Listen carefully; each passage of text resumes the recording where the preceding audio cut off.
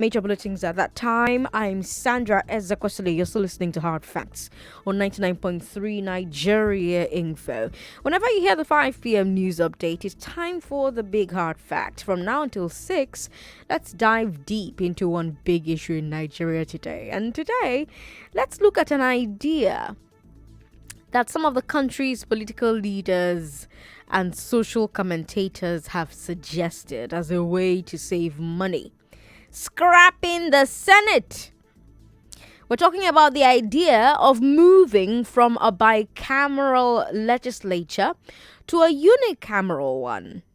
And this brings me to today's big hard fact. According to the Interparliamentary Union, IPU, 41% of national parliaments are bicameral, while 59% are unicameral. So again, the Interparliamentary Union, IPU, says that 41% of national parliaments are bicameral and 59% are unicameral. The IPU is the global umbrella body for parliaments, national assemblies, and legislatures. So as we can see, Nigeria with its two-chamber legislature is in the minority worldwide. But is that enough to justify switching to a single-chamber National Assembly? That's the question you're going to have to decide for yourself after hearing from our expert guests. They'll be talking to us about the reasons why we have our current system, its advantages, its disadvantages, and what is the best solution for Nigeria's needs. We've got the Director of Budget on the phone with us. We'll also connect with our guest, who is a legal practitioner in Abuja, Victor Giwa. But right now, say hello to Seun Onigwide. Hello, sir. Thank you so much for joining us on Hard Facts. It's a pleasure speaking to Nigeria for FM. Yes, thank you. Of course. Now, you are our third guest. You who's listening at home, you are our cherished, most important guest, to be very honest. Would like to know, does it matter to you if the Senate is retained or scrapped? Come out. Do you think there are any benefits to having two chambers, or do you think having only one is better? Now, this is a question you'll be answering for us as the show goes on. You can call in and join us. Would like to hear your thoughts throughout the show. Find out if hearing what our guests have to say is changing your mind in any way. But let me start with a simple question, Seun.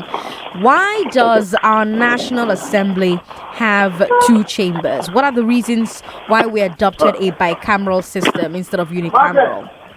Okay. Barrister Giwa, we're going to come to you eventually, but we're talking to Seun right now. Okay. All right. Seun, over to you. Okay, so to be honest, we are copying the presidential system of the United States. And because you don't forget that we start with the parliamentary system that was handed over to us by the British. In the presidential system, they have two levels. They have the Senate and the House of Representatives. The House of Representatives actually in the U.S. is much more powerful than the Senate because it's much more diverse. He has more number of legislators and even does much more work. And even if you go back in history, it was supposed to create a class of this is the house that speaks for the people, whereas the upper house is the house of the aristocrats. But I think all those thoughts are gone. But I feel like I don't think the problem we have is because we have a bicameral legislature. I don't think that's the problem. I feel for more checks and balances within the legislature, it's good to have two houses. You get concurrence from either of the two. If you don't pass a bill in the National Assembly, you don't need the two houses to be running the bills concurrently. You just need one house to pass the bill and the concurrence from the second house. And I think that helps in the situation. So I feel that a bicameral legislature is fine. I know a lot of Nigerians talk about it from the standpoint of budget or the cost of what it is. We're going to get to all of that. We're going to get to all of that, but I'm trying to understand the history of it. Barrister Giwa, in the First Republic, we had a unicameral legislature with a single house of parliament in which the regions were represented proportionally to their population in the last census, right? During the military regime of Olusegun Obasanjo, plans were made for a new constitution for the upcoming Second Republic, and that was when it was decided that the unicameral system was one of the reasons for the tensions and violence that ended the First Republic. Can you tell us how? Yeah, thank you very much. I think the reason for why you have bicameral legislature is because we want to assuage the fears of the minority. The system want to have enough equal representation.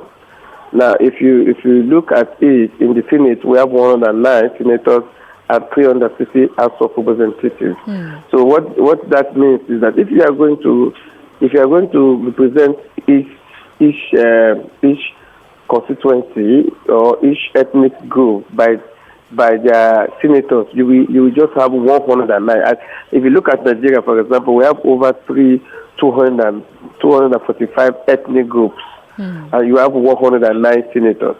So you can see invariably that you cannot have equal and equitable representation. So the reason why we have bicameral is also assist in getting other ethnic groupings, other tribes, other interests to be represented, in the lawmaking, in the process of making laws, the process of looking at how people can be governed. So there is no need, for example, if you are going to get somebody in a state, for example, like Edo State, you are going to have just somebody representing the Benin. They have the Efik, they have the Ibibios, they have the Bajis. So you need to have some other representatives. So that is what led to the issue of bicameral legislature. They want equal representation and all of that. So it is actually to assuage the fear of the minority, so that at least to a large extent, all ethnic groups, all nations can be represented in the process of making laws and the process of governance.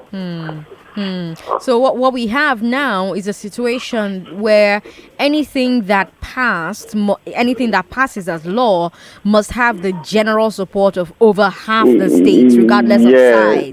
So it is believed that if anything emanates from the National Assembly, it has some level of acceptability, because each of those constituents, each of those tribes, each of those ethnic groups, each of those nations have their representative, to some extent. It may not be complete, but it is largely, that is the whole rationale.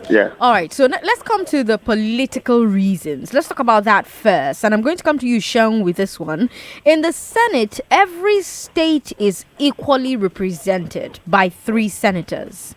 Whereas in the House of Representatives, some states have more reps than others based on population and number of local government areas. Our constitution's writers felt that each house would balance the other. The Senate makes sure that big states with big populations don't use the House of Reps to dominate the smaller states. And the House of Reps makes sure that small states don't use their equal representation in the Senate to hold the big states hostage. So if we remove the Senate, Sean, how do we ensure the states with the largest populations don't hijack the legislative agenda? I agree with you, and that's why I don't hold the part of removing the Senate. I don't think that's the right approach or the mechanism to do, because, like you said, the diversity is very necessary at the House of Rep level. That's very, very important. And at the Senate, you need a bit of more equality and stability, and also for some functionality that is required by the legislature. You feel you don't want to subject it to some form of noisy level that you get maybe sometimes with the House of Representatives diversity and the whole process. I mean, you don't want to subject it to patronizing it and balkanizing it to a position where it's within narrow ethnic lenses. So is it Twiv, is it Chukun, is it possibly Chukun East, is it Chukun West, and things around that. That's why you see that most of the things come up here at a much more higher level at the senior level. So you feel like issues like confirmation of ministers, confirmation of board appointments, some statutory rules like the Senate, Central Bank governor being confirmed, confirmation of justice.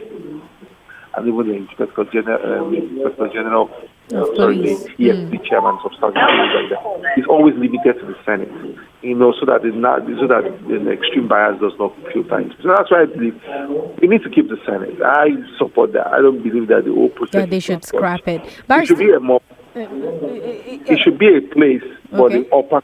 It should be a place where you be a bit of age and experience within the environment, and you are able to offer, intelligent and some form of objective analysis just the experience you have acquired. It's unfortunate that it has become like technically a retirement home for governors, and some long-term politicians, but it should not be that kind of scenario. Barrister Giwa, do you agree that if we remove the Senate, we may not be able to ensure that states with the largest populations don't hijack the legislative agenda? Well, maybe or maybe not. I think that removing the Senate will. If the House of Representatives actually captures the various groupings, but removing the Senate will save us a lot. I think it will make sure, like you said, that states with a lot of population don't have an advantage somehow over others. Yeah, I agree with you to that extent. Okay. Yeah, I agree with you to that extent because you get some places where the at least in the House of Representatives, there's almost equal. It is well represented. It is well represented, and I think all interest groups. Yeah, but you have in the House of Representatives some states that have larger representatives because of the number of local government areas in the state. So how do we ensure that if we remove the Senate, those states with the largest populations don't hijack the legislative agenda, so they don't only make laws that favor their area? If we have to remove the Senate, we have to also amend the Constitution such that you will not be represented by number of local government, but there are a number of ethnic groups. So you can have, for example, in let us take a state like Kogi State. If you have the Igbiras in 10 local governments in the Kogi State, it doesn't matter. All what you need is somebody representing the Igbira community. Okay. So if you have somebody representing the Igala, if they cover 10 local government, it doesn't matter if you have somebody representing the Higala community. So there need to be some level of amendment so that each of the constituencies should be either you are representing a particular group, a particular nation, a particular tribe, and all of that ethnic representation. There was a time after the June 12th election, we were canvassing for ethnic representation. People, and that is what they were trying to solve. So that you get people coming from the Yoruba, people coming from the Igbo, somebody come from the Efik, from the TVs, from the Ibibios and all of that, from the Benis, from the Shekiris, from just people representing from. It doesn't matter how much of that constitutes a local government. If you like, have the whole, for example, in Cross River, have the whole Ogoja taking 10 local governments. You need one representative from them. If they speak the same language, if they have the same culture, they need only one representative. So I think that in that way it will help in making sure that it's not dependent upon the population, but upon the nationality. Sheon, in 1979, the constitution for the Second Republic was written by the Obasanjo military regime, and they decided to switch from the parliamentary system of the First Republic to a presidential system with a bicameral legislature because they felt that it would do a better job keeping the polity stable. And they also felt it would help us avoid crises that led to the 1966 coup. Were they correct? And are those concerns still valid today? The concerns that they were, I think those concerns are still valid. If in the 1979 when we were building all of this, we had a more larger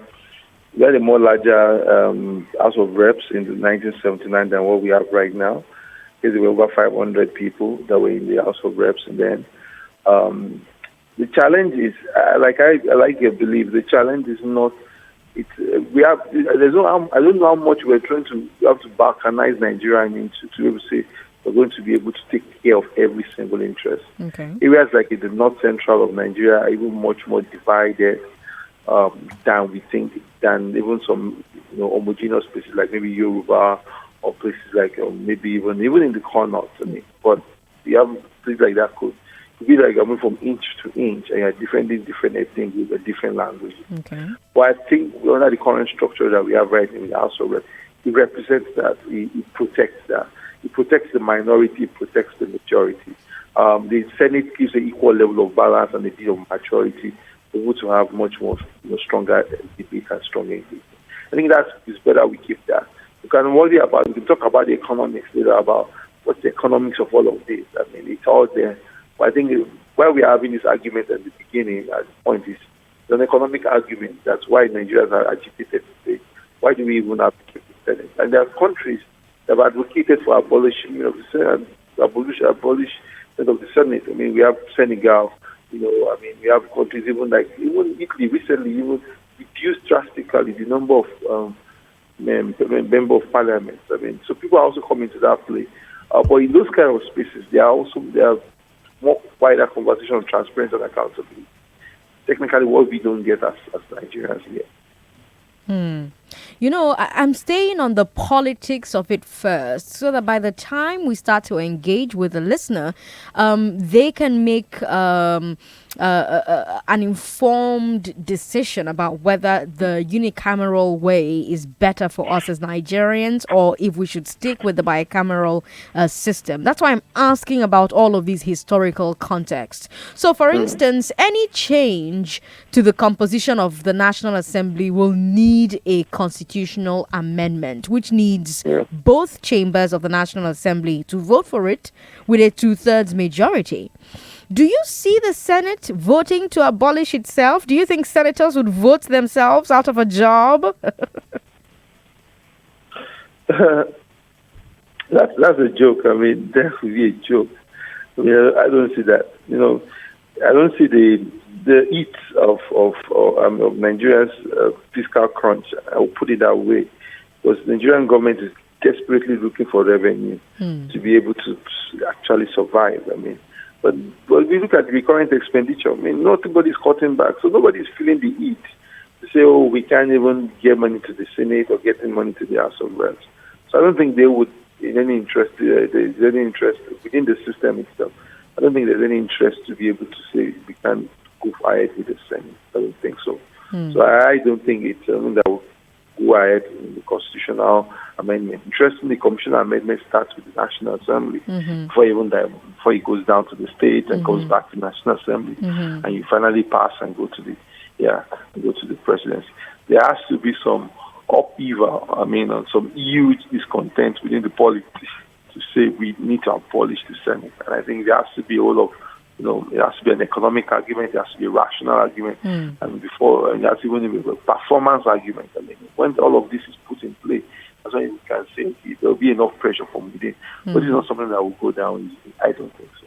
Yeah. You speak of a rational argument. The Italian parliament is also bicameral, and they just voted to reduce the number of members in both houses. So why is it that we cannot expect the same from our politicians? Well, if you look at it, we have more population than Italy. We have more population than Italy, and so we would require more, and we have more diversity than Italy, definitely. So we would require more people. Especially at the House of Rep members. I don't think that's the numbers or the size is the problem. Okay. What is the bigger problem is how much do we actually spend on the National Assembly? In the context of the size of our GDP and the context of the size of our public expenditure, that is the problem. The back of the envelope kind of calculation. National Assembly member will go home, with at least almost 600 million naira over a 4-year period. Can Nigeria really, really afford that? That includes all his allowances, all his salaries, whatever is supposed to be paid. Don't be paid on money. I mean, can Nigeria afford to pay someone, to run his own office and to run his own office? Which brings me, Sheon, to the reasons that this removal is being suggested. One of the major reasons that's usually put forward is that running two chambers is expensive. You look at the 2020 budget, for instance, the one the president just submitted, the total budget for running the National Assembly is 125 billion naira. 125 billion naira. A lot of observers noted that agriculture, health, education all got less than 125 billion naira. Does it cost too much to run the National Assembly? And is the solution to get rid of one chamber? I think that's not where the problem lies. And so we can check. Okay, so let's go back and check what exactly makes up the budget of the National Assembly. And we can circle back. We can look at the 2018 budget, which is around that, which is 139 billion, and around that. So every time the executive has always projected or proposed 125, the National Assembly jacks it up. Now, the biggest chunk of the expense of the two chambers is in the Senate and the House of Rep. Out of the 139 billion last year, close to 95 billion, is spent by the House of Rep and the Senate. And if you check again, the allowances, the overhead that is budgeted and paid to the National Assembly is a big elephant in the room. National Legal Institute, 4.3 billion. Service-wide votes, which is all your payments for pensions and all the 1.14 billion. General services, which is just overhead and management of the entire complex, 12.4 billion. National Assembly office. Now, there's also a huge amount of spending 15.3 billion on the management of the National Assembly. I mean, how do you spend more than a university? More than a university. Like, a Nigerian university does not get more than no Nigerian university gets up to 20 billion in allocation in the whole year from the federal government. How does National Assembly manage it? So spend 16.3 billion to do what? Legislative aid, 10.2 billion. The entire professors in University of University of Lagos or OAU, they do not earn 10.2 billion naira. So in a whole year, so definitely there's so much waste, and that's the question that we need to ask. I don't think the National Assembly, in my own argument, can survive on 50 billion naira a year. They can survive on half of that if everybody understands the place of public service. If everybody understands the place of that we are working for the public. Public office is meant to be of sacrifice. You're supposed to get a decent living from it, but not at a bogus expense lifestyle. At the expense of the people. A UK parliamentarian earns around £65,000 a year. What's that in naira? Yeah, if you put that in naira, that's around 24. That's around 40 times. That's around 25 million naira a year. Okay, maximum. If we use the IX exchange, that's around 30 million naira in a year. That is your entire payment. If you're going to check every allowance you're paying for, you have a cap at not more than 120,000, and those other expenses are receipted for. They are receipted for. So you will have situations. You have a situation where there was a parliament expenses scandal when people, and now people, they're talking about 115 million pounds. Somebody used parliament money maybe to order tea. People are saying, why can't you drink tea from your house? Why are you ordering tea from an expensive hotel? Everything is receipted for. So you have paid your allowance and you receipt for the rest. Not that you are given a chunk of money and say, this is your constituency or this is your overhead cost, and you go and spend 13.5 million, you get 13.5 million naira a month to do that. That's the real problem. And if you look at the entire chain of government in Nigeria, every single level of government has procured a system of benefit, of legal benefit for themselves. So you have people at the governors, they have security votes. You have people in the National Assembly, they allocated themselves with overhead costs and call them running costs. You have people even in the presidency. Everybody has a security vote. Everybody has an expense account. Everybody travels and gets per diem and use extra codes from that. That is. Go ahead, that is the scenario. That is the scenario of Nigeria. So the only element in the entire Nigerian political structure is the state houses of assembly and the judiciary. They are the only two elements, especially judiciary at the state level, are the only two elements in the Nigerian political system that do not have an extra, legal form of payment that they have accrued for themselves. And so you have that, and both of them are the most, they are both subject to abuse and executive overreach. That's what you get. Because by the structure of how much is the National Assembly member supposed to earn, a member of Senate earns on the Revenue Mobilization and Allocation Fiscal Commission, the official template as recognized by the government, supposed to earn less than 1.5 million naira, a member of the Senate. Yes, that is the actual payment officially recognized. But no, everybody recognizes that's the actual payment that you're supposed to earn. But everybody goes back and allocates huge overhead costs for themselves. So in a scenario like that, you can't change the country. So that are the questions that we need to deep dive into. How do we pick? And if you check the National Assembly, they will tell you our lifestyles are much more cheaper than what the minister is living. Our lifestyles are even much more cheaper than what the chairman of the board is living. Our lifestyles are even more cheaper than what you have, the governor is living. So it's like everybody in the political system is just trying to take.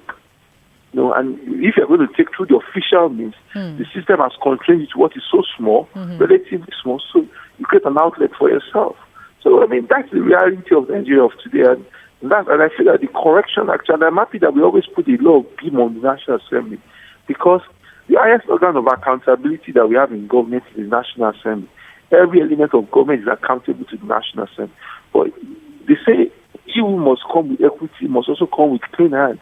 The National Assembly has to lead on all of these levels of efficiency, so that every element of government, the judiciary, the executive, cannot come to that level of efficiencies too. That's only how we can save resources. So you've basically said you've basically said, Shehu, that the cost of running the National Assembly budget is too high. It's not normal for a legislature of its size. That's basically what you're saying, yes?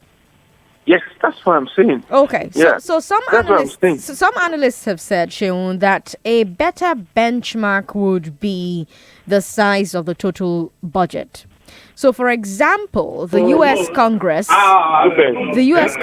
budget in 2013 was less than $6 billion. That's 2.1 trillion naira. While the total federal budget was $3.8 trillion.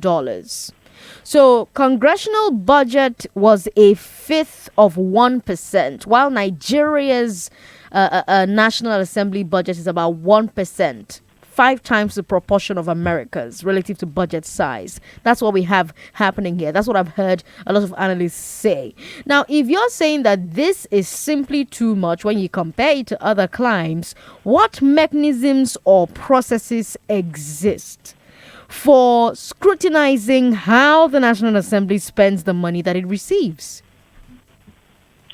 So if you go to, there's a website called disbursement.gov.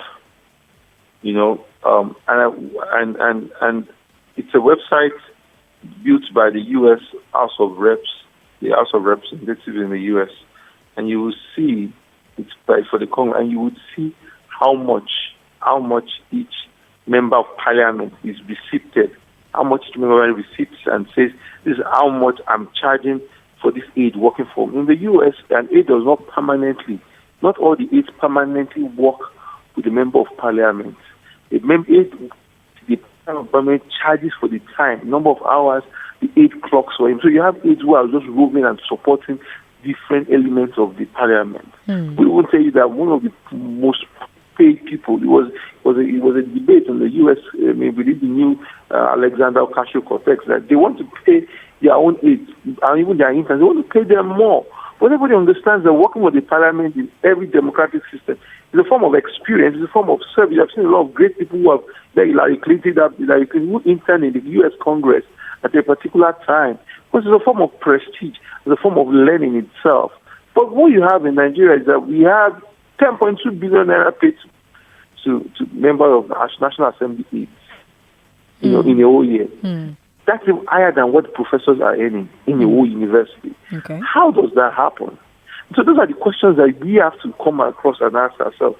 If we are spending 125 billion, and I'm happy that a lot of people are doing the right comparison, because people will say, oh, the U.S. Congress budget is far bigger than what it is in Nigeria. What's the size of the U.S. budget? What is the size of the Nigerian budget? What are the developmental indicators of Nigerian economy? What are the developmental indicators of U.S.? We can't make that comparison at all. Nigeria has to come across, and every member of parliament and everybody in government has to take that pain, because Nigerians are taking a whole lot of pain.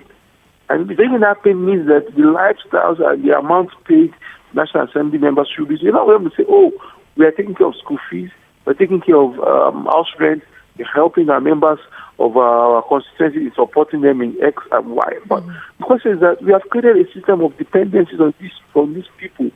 A member of parliament is meant to make laws, represent the people, and oversight the National Assembly. But because of these excess payments that have been paid to the National Assembly, that's why you have seen National Assembly members even becoming, large donors within the environment. So even becoming like, oh, everybody carries that perception that they are well paid. So definitely, but if everybody knows that this is what this guy has, it's not any more than a decent worker within the Nigerian system. So everybody adjusts to that new reality, as it should be. And I could focus on those who should even deliver products within the environment should be the executive. So for me, there's a perception problem, and it comes from National Assembly, putting a whole lot of pressure on themselves because a lot of money is being paid to them.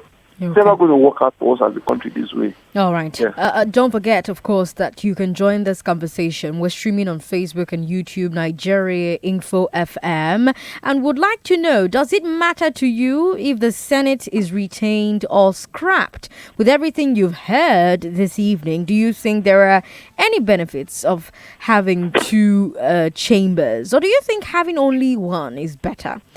Would like to hear your thoughts throughout the show. We've got Sheon Onigbinde on the show with us. He is the director at Budget. And we'll continue this conversation after a very short break. Sheon, stay with us.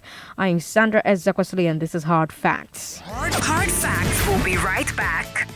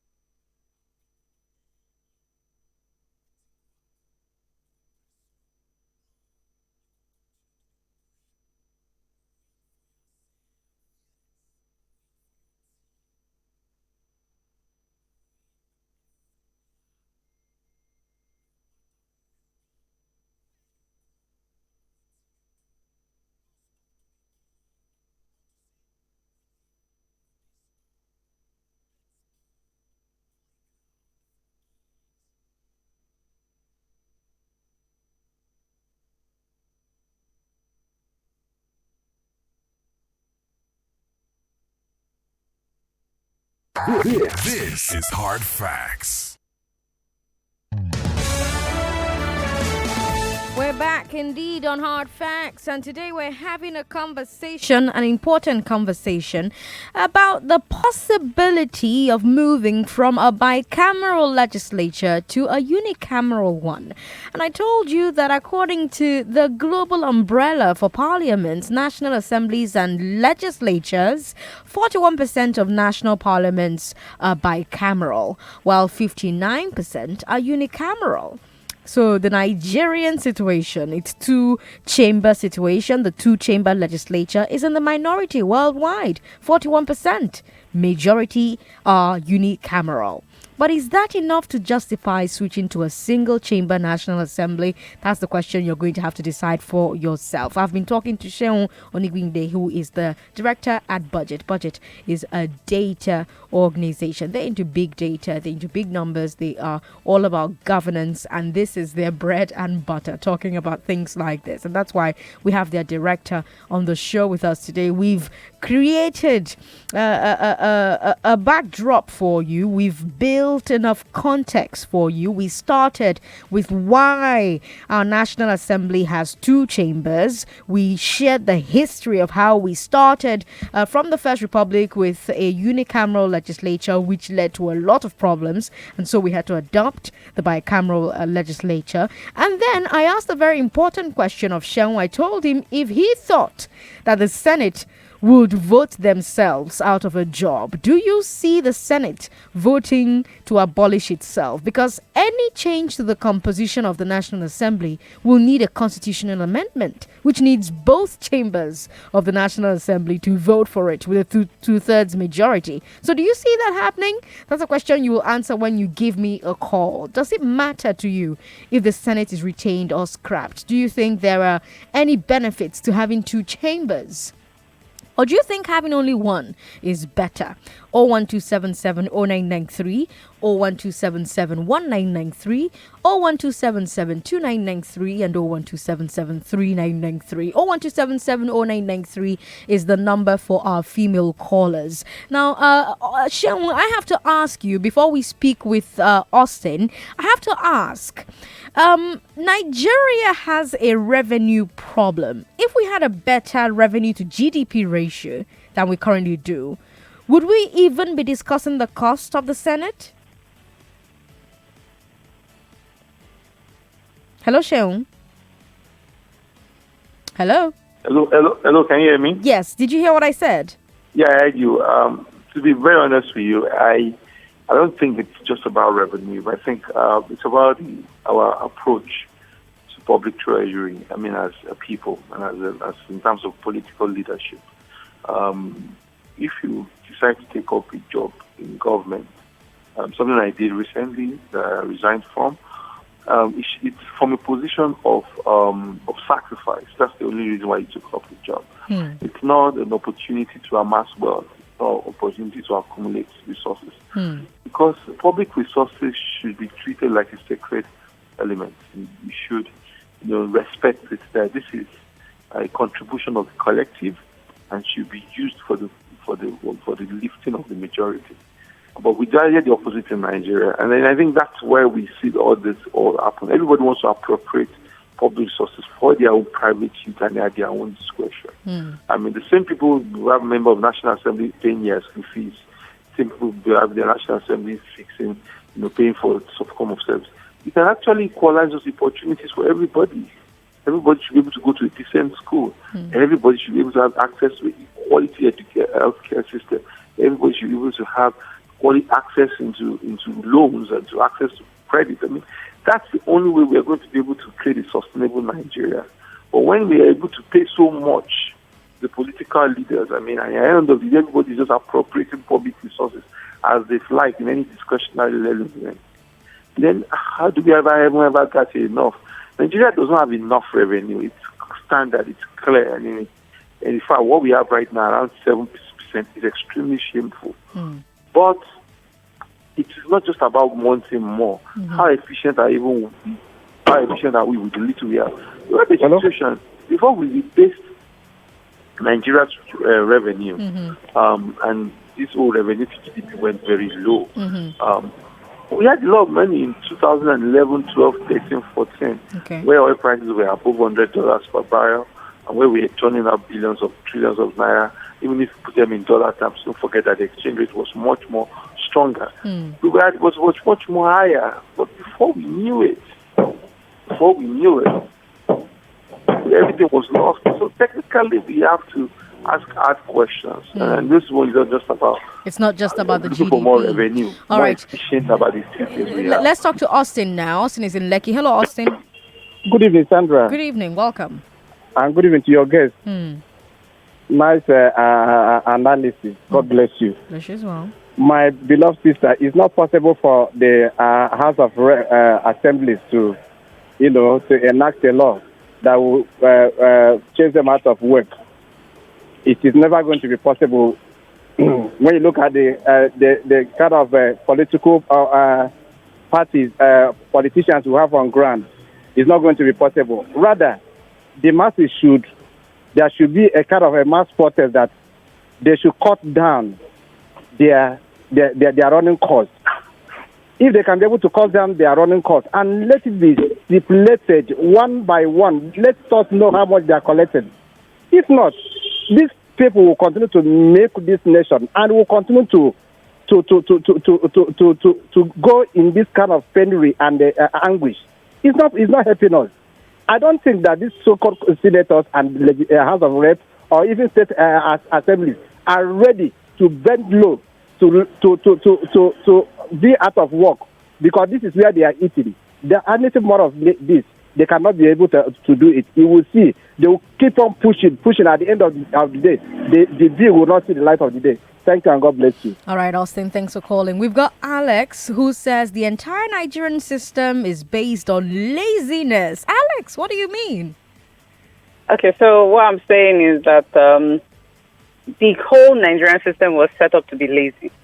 Okay. You're saying that we have lawmakers that, okay, we should scrap the Senate. It's not something that we should be debating or something.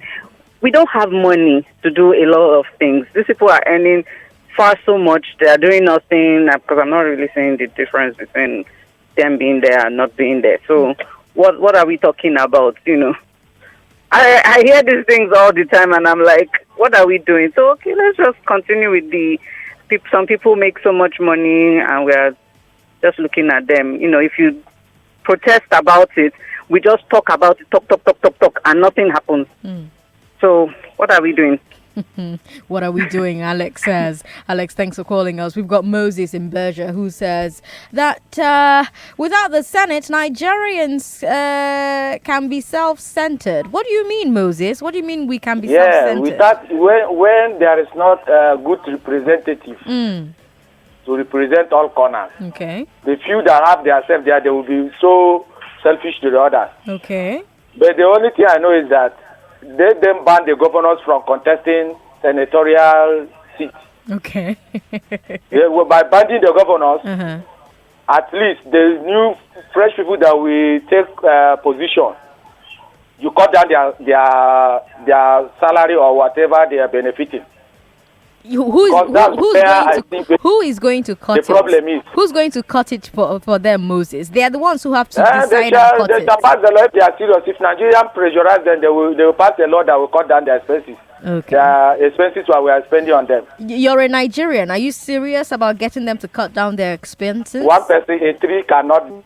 It starts with one person, Moses. Thanks for calling. Shaun, a lot of opinions today, but I have to ask you, the National Assembly has a budget, and the budget has these line items that allocate money to a specific expense. For example, you see furniture allowance for the members or equipment purchase for the offices. How are the prices for these expenses set? You're the budget guy. Tell us which office sets them and based on what benchmarks? To be honest, if you look at the National Assembly and what the civil society requires of it, the threshold is very, very low. What are you asking the National Assembly to do? Say, publish your budget. The budget is a statement of projection. It's still not the actual amount of money spent. The National Assembly actually audited by the Auditor General of the Federation. There have been issues of where the Auditor General raised some form of observations against the National Assembly. That has never even been interrogated or there was no conversation about it. Okay. The National Assembly was supposed to have a detailed expense report to say this is how public resources were spent. But we don't have that in Nigeria. We don't. We are big on the budget side, which is really the projection. We are really, really short on the expenditure, on the actual spending side. So the National Assembly also is guided by the normal public procurement rules, as it should be. But technically, nobody is even seeing the detail because the situation. There have been times where aides of National Assembly that we think should be well paid are not even paid, and they are protesting. There have been times in where things are supposed to be done National Assembly, say, oh, it can't be done because there's no money. You're going to keep asking yourself, and this is that you feel like, oh, maybe Saraki was the bad person. I mean, we have a new National Assembly that maybe a lot of people assume that they are more ethically upright, I mean, in their own assumption. They are still not changing anything. It's not like the detail of National Assembly 2019 budget is still not out till now. I mean, it should be. National Assembly shall be detailed National Assembly budget. The spending for 2018, the actual spending, nobody is certain going to ever get that. That's the situation we are in Nigeria. And I think that's what, I mean, the funny thing about people don't realize that National Assembly is under the statutory transfers payment. Meaning, apart from debt servicing in this country, the other priority that the government has, even before payment to his own workers, is to payment for all those agencies that statutory transfers. That means the National Assembly will get its money on a monthly basis, irrespective of how much money Nigeria has. There's no situation, there's no scenario where the National Assembly will not get its own. And there's nothing we can do about this? What can we do about this as Nigerians? The executive doesn't want to go all over it because the executive also has to manage its relationship with the National Assembly to be able to move its own agenda forward. So if the pressure is ever going to come in changing the dynamics of National Assembly budget, it's always going to come from the citizens asking for one, can the National Assembly publish its detailed budget? Two, can the National Assembly publish a report of its spending? Can citizens begin to interrogate, okay, we have looked at this spending, we have looked at your budget, and ask questions about efficiencies of public resources. Can they also do benchmarks? Should the National Assembly spend more than a university? Should the National Assembly spend more than a tertiary institution?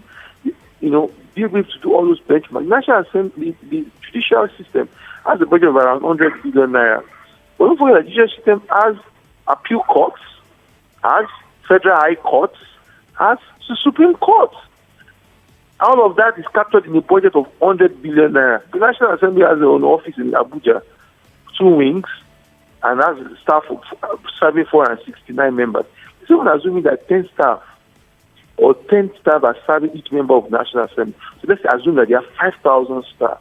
Does that warrant that they get a budget of 125 billion? But Shaun, if you're saying that the National Assembly... It's not economically sensible. Yes, but if you're saying, Shaun, that the National Assembly isn't meeting transparency requirements, what's the penalty for this? Well, in Nigeria, there are no penalties for anything that puts the burden on government. There are always penalties for everything that puts the burden on citizens. If you don't respect freedom of information Act in Nigeria, there is no penalty. The worst you can go is to go to court of law, and you can be there for months and years. If you pay taxes in Nigeria, you must pay taxes. If you don't pay taxes in Nigeria, there is a penalty. But if the taxes are abused or misused or wasted and built on white elephant projects, that we have even seen in Lagos in recent times, there is no penalty. I mean, that's the reality of the judicial system that we run. We build laws when it's the burden of responsibility on citizens, there are huge penalties. When the burden of responsibility is on the side of government, there are no penalties. So if National Assembly does not publish its budgets, there is no penalty because the citizens can only agitate, they can only make moral questioning, they can only go to court. We are yet to get a landmark judgment that compares the National Assembly to publish its budget. The citizens can only do that. Okay. There is no penalty for them not doing that. But even the Fiscal Responsibility Act that guarantees the publication of the budget does not instill any disciplinary measure. I mean, that's the reality of us. Yeah. Okay. All right, Shaun Ibude. Let's end that conversation there. Thank you so much for giving your time to us on Hard Facts. It's all pleasure. Thank you so much. Shaun Ibude is the director at Budget. Budget is a big data and governance organization. They track how Nigeria spends her money and what our leaders are spending that money on. Now, let's talk to you now. Let's take a few calls. With all of the things that we've talked about today, Shaun and I and Barrister Giwa when he was on the phone earlier on, does it matter to you if the Senate is retained or scrapped? Do you think that there are any benefits benefits to having two chambers? Or do you think having only one is better? Now, don't forget, of course, that the budget for the National Assembly, the total budget for running the National Assembly is 125 billion naira. That's about 1% of an over 10 trillion naira budget. So scrapping the Senate would save less than 1% of the budget annually. It's not really a lot of money saved. So is it worth the loss of a second chamber? What do you think? Hello, good evening. Good evening, Sandra. Oh, you're calling our female-only line, so call me back. Thank you. Hello, good evening. Hello. Good evening to you. Yeah, Sandra, how are you doing? I'm very well. Now, the bicameral legislature we have is not the problem of Nigeria.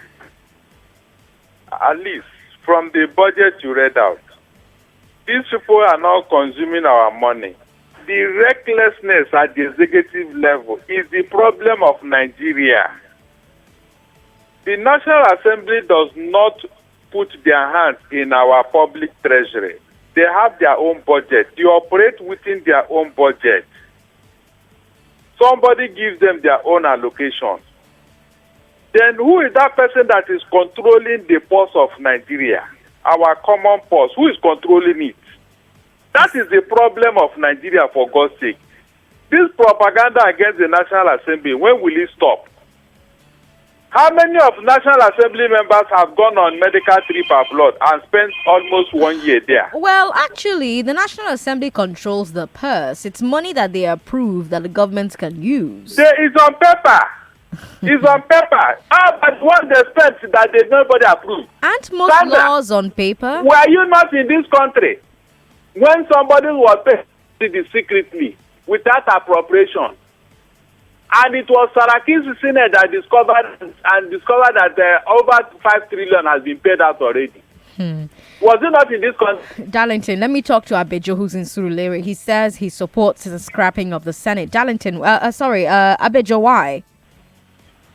Anything to save any amount of money. But do you not worry, Abejo, that we would have a problem where the House of Reps has representatives from states that are larger than others, and those states will be determining what kind of legislative agenda happens in Nigeria? You see, I understand. There are fallouts to some of these decisions that they are taking. Yes, but the truth is that how are Nigerians or Nigeria as a nation, how is it ready to take bold decisions? If we take one now, we've been going round and round. We say we'll do this, we'll do that. This discussion is supposed to be big. But you'll be surprised that it will end here and now, and nobody will talk about it. But Abejo, we started with a unicameral legislature, Abi. Yes. And then we now moved here where we are now, and there were real issues with why we said, okay, that one no they work. Maybe we try this one now. Are we sure we want to go back there? Sandra, point to any nation with the perfect system that nobody will complain. Those nations don't have the multi-ethnic problem that we have. Funny enough, we look at it as if Nigeria is the nation with the largest. No, we are not. Guinea here, they have more tribes than Nigeria. You can find out. You see, there are so many things that we should look at. Okay. We are not taking bold decisions, and we are not serious. We're not ready. With this, if we scrap one of the, if we scrap the Senate, for example, it means that we are saying the message to ourselves that we are ready to do big things. We are ready to take big decisions. Do you think the Senate is going to vote to scrap itself? You say what? Do you think the Senate is going to vote to scrap itself? Just like Shehu said, Nigeria will make the Senate scrap itself. Nigeria will take the decision. Because most times we are our own enemies. Okay. No leader can lead unwilling followers. It's as straight as that. Thank you so much for calling. That was a really, really fantastic conversation. Abele feels the Senate shouldn't be scrapped. Rather, its cost of running should be reduced. Abele, unfortunately, we're out of time, but thank you so much for attempting to call into the show. On the other side of 6 o'clock, I'm talking about after the news now, we're going to have a debate on I Beg to Differ, where we find out if you think it's a good idea to let power companies charge what they want to whoever can pay, or should they stick to the existing tariffs? Something interesting happened on the Big Three. Let's tell you about it after the news at 6. I'm Sandra Ezekwesili. 99.3 Nigeria Info.